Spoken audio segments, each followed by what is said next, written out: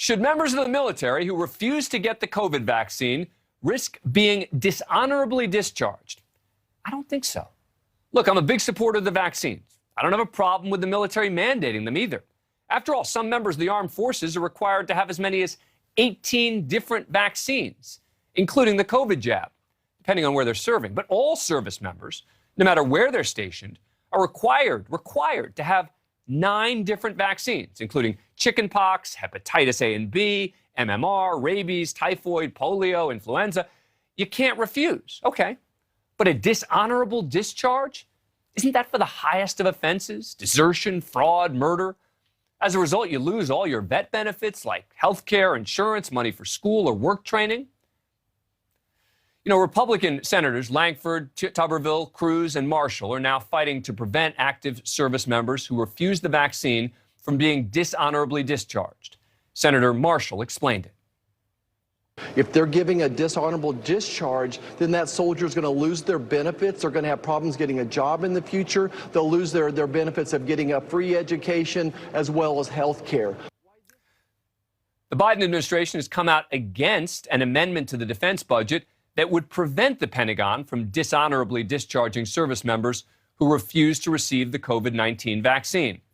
Look, this is one of these topics where I could be convinced that I am wrong. But it seems to me that this just goes too far. There are many in this country who fear the vaccine. I think vaccine resistance is unfounded. I think it's dangerous.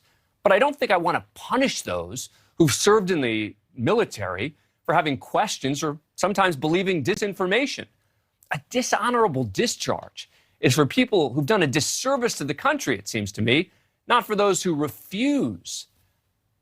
I don't know. Maybe they're misguided, but that's different. We're going to hear from both sides of this. But let's start with Jeremy Butler, the CEO of Iraq and Afghanistan Veterans of America.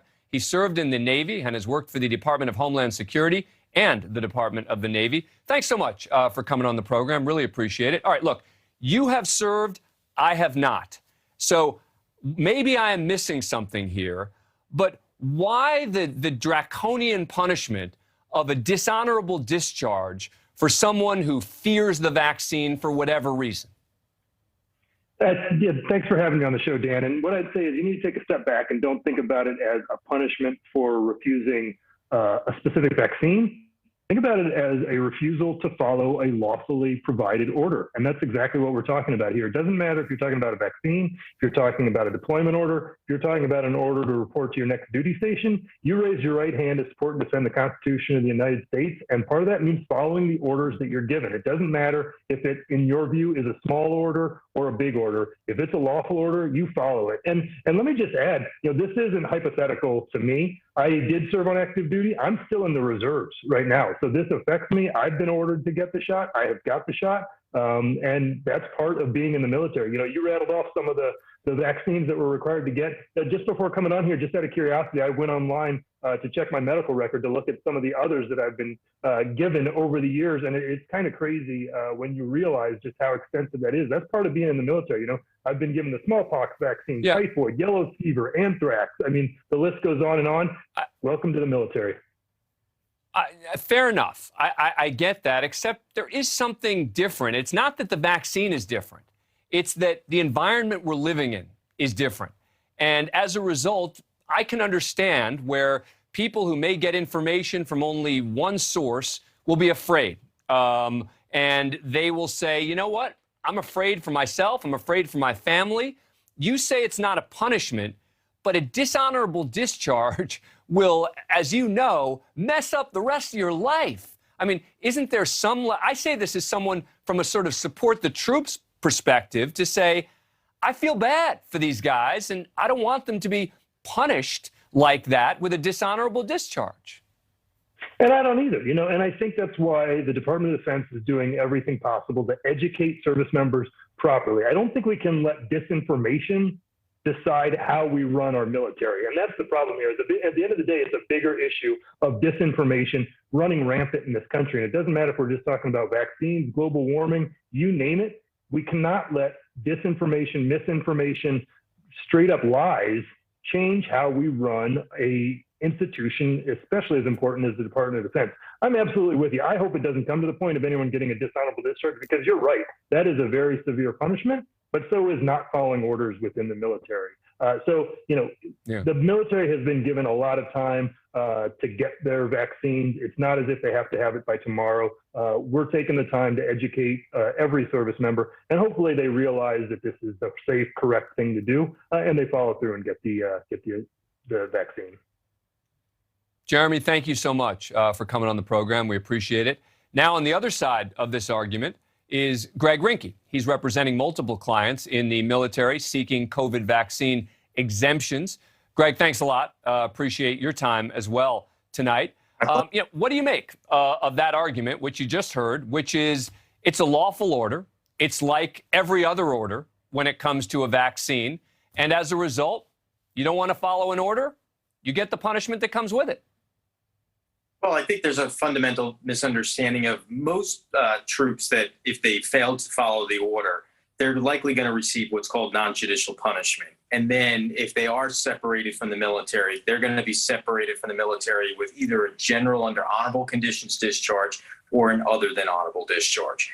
The vast majority, and I would highly doubt that any troops are going to be dishonorably discharged. A dishonorable discharge is reserved for rapists, child molesters, and the worst of the worst.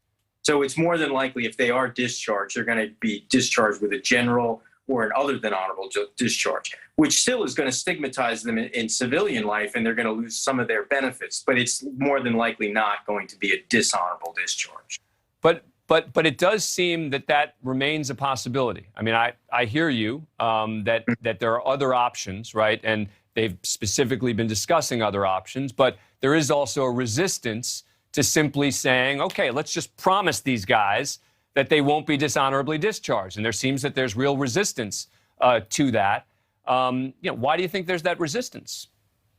Well, I mean, the only way to get a dishonorable discharge is through a court-martial. So any of these troops that do not take the vaccine and take their case to a court-martial, it's going to be up to a panel of their peers or a military judge to give them that dishonorable discharge. And then that has to be approved by a general officer.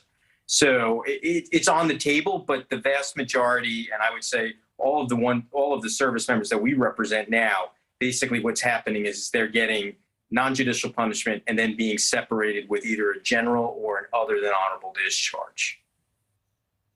And are you fighting those? I mean, how are you fighting them?